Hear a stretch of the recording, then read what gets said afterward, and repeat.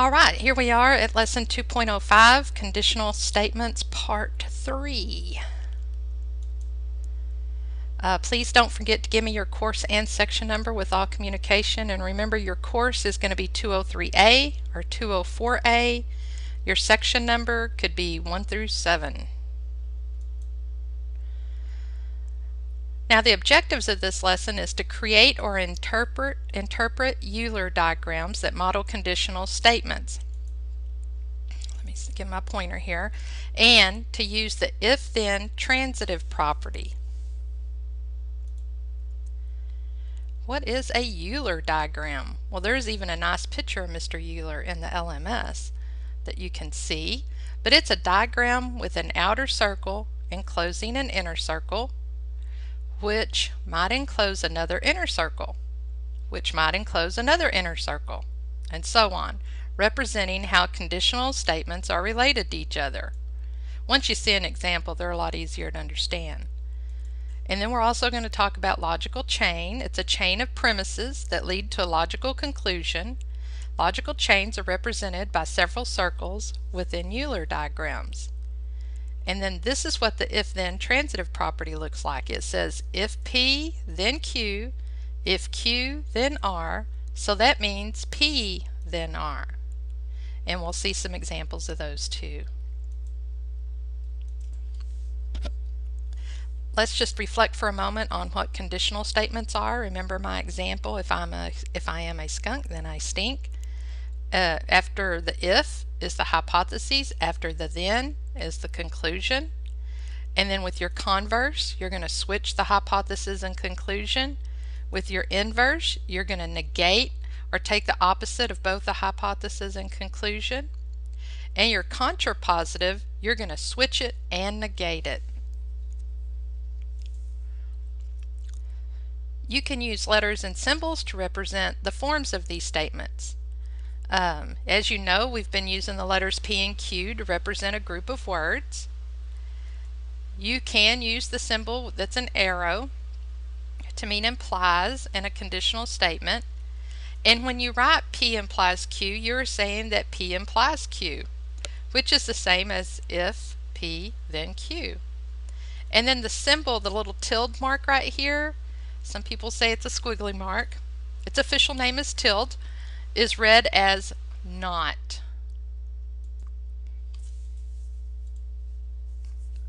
Now let's take a look at the tables.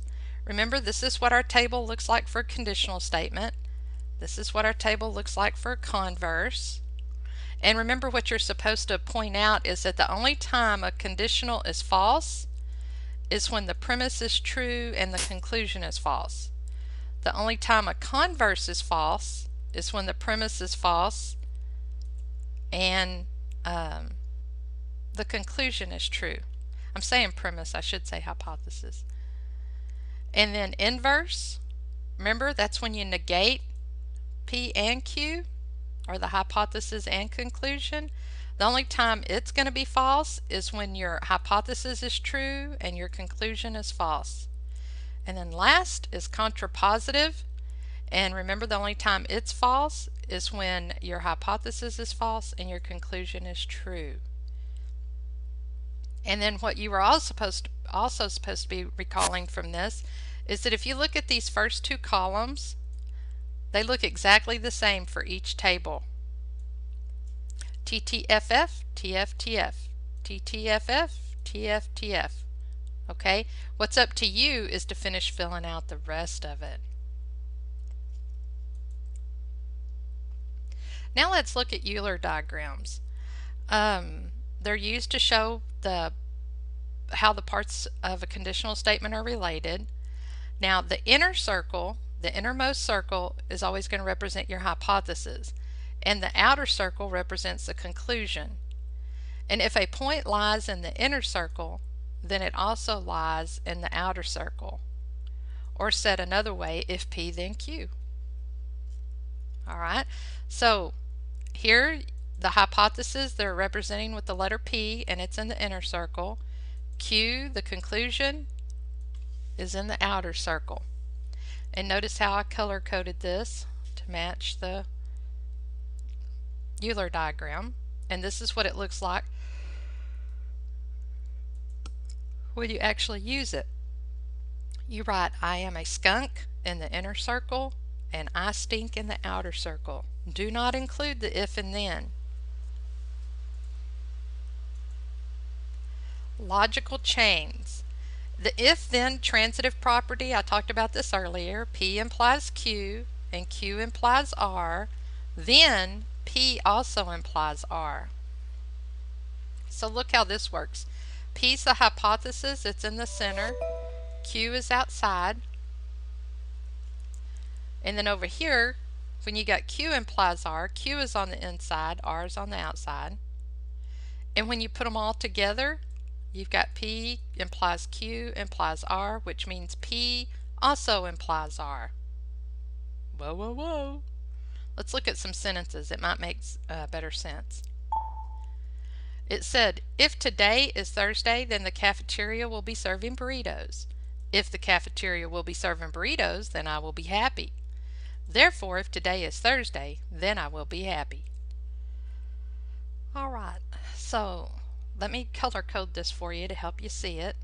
Remember, we've got P implies Q, Q implies R, then P will also imply R. Okay, so I didn't put the P's and Q's and R's up here, but that's why I color coded it so you could see it. And remember, that's always the same phrase. I will be happy, I will be happy. Cafeteria serving burritos. Today is Thursday, today is Thursday. Okay? So you're going to take this blue, today is Thursday, plug it into the blue circle. The cafeteria will be serving burritos, plug it into the red circle. And it's going to go on the red circle here as well, and then we will put I will be happy in the green circle. So check it out. There we go. So if today is Thursday, the cafeteria will be serving burritos. If the cafeteria will be serving burritos, then I will be happy.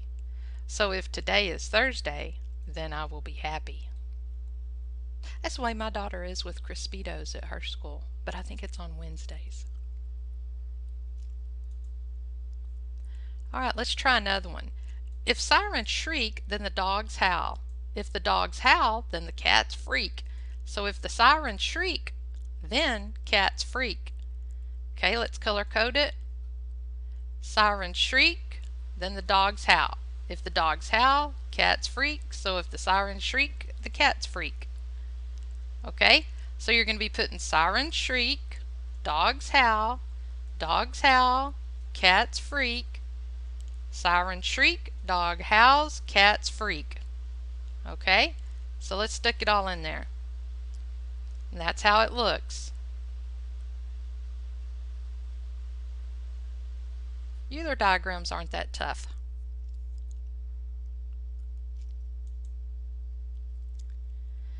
Alright, so let's look at some examples. This says for each diagram, do the following. Write a conditional statement or a logical chain that is equivalent to the Euler diagram and determine whether the conditional statement is true or false. Now, on this one, your inner circle is your hypothesis, your outer circle is your conclusion. So this is just going to be a conditional statement. Usually when you have 3 or more circles, that's when you have to start worrying about a logical chain. So if we're looking at our hypothesis, it's whole numbers that have 2 as a factor. Okay, and your conclusion is then they are even numbers. So let's look and see what the sentence is, the conditional statement. If a whole number has a factor of 2, then the whole number is an even number. You remember back in earlier lessons we talked about how you might have to add words or change the words a little bit. You don't ever want to change the meaning, but you want it to make sense in a conditional statement. So if a whole number has a factor of 2, then the whole number is an even number. I bet y'all know that that's a big old true.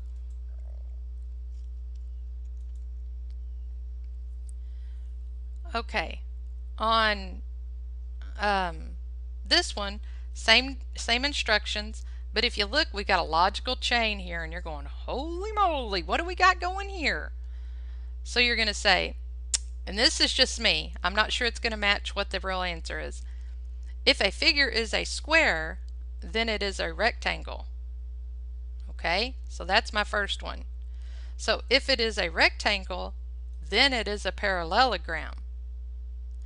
If it is a parallelogram, then it is a quadrilateral.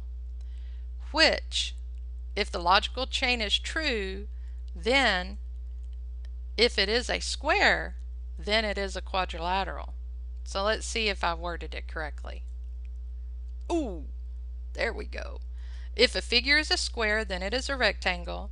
If a figure is a rectangle, then it's a parallelogram. If a figure is a parallelogram, then it's a quadrilateral. Therefore, if a figure is a square, then it is a quadrilateral. And that's a big old true.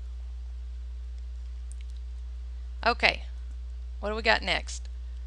For each statement, draw an Euler diagram. Too many vowels. Okay, the coordinates of points that lie in the third quadrant of a coordinate plane are both negative. Okay, you got to remember your quadrants and you got to remember your coordinate plane. And it is true that if we have two coordinates in the third quadrant, then those numbers are going to both be negative. So here's what the diagram looks like. Alright, and you might have to reword this a little bit to figure out what the hypothesis and conclusion are. It says, if the coordinates of points lie in the third quadrant of a coordinate plane, then they are both negative, or both coordinates are negative. Okay, so sometimes they won't have the if and then there. You're going to have to put them there to figure out what your hypothesis is and your conclusion. You're going to have to think outside the box a little bit, or outside the Euler diagram. Okay, this one has the if and then. It says if 3 points are on the same line, then they are collinear. Points x, y, and z are on the same line M. Okay, so if I have 3 points that are on the same line, then they are collinear. This is my hypothesis. Their collinear is my conclusion. Okay, but what am I going to do with these points x, y, and z are on line M? Well, let's check it out. Ba-bam! Right there you go. We have a logical chain. Look what they started out with their hypothesis. Points x, y, and z are on line M. Then they are 3 points that are on the same line. So if you say if points x, y, and z are on line M, then those 3 points are on the same line. If those 3 points are on the same line, then they're collinear points. Therefore, if points x, y, and z are on line M, then they are collinear points. See how that works? Okay, little summary. Euler diagrams are an alternative to truth tables for determining the truth values of conditional statements and their converses, inverses, and contrapositives. If you can show multiple premises by using multiple circles in Euler diagrams, when you use a Euler diagram in that way, you are illustrating the if-then transitive property, or rather calling it a logical chain. The property allows a single Euler diagram to represent conditional statements that form a logical chain of events. So when we're done here, you need to be reading the lesson in 205 if you haven't already. Read pages 37 through 41. Complete problems 35 through 45 odd in the problem set before you take the quiz. And if you have any questions after you complete those problems, please contact me before you take the quiz so I can help you understand. That's going to be the end of the lesson 205, and thank you for listening.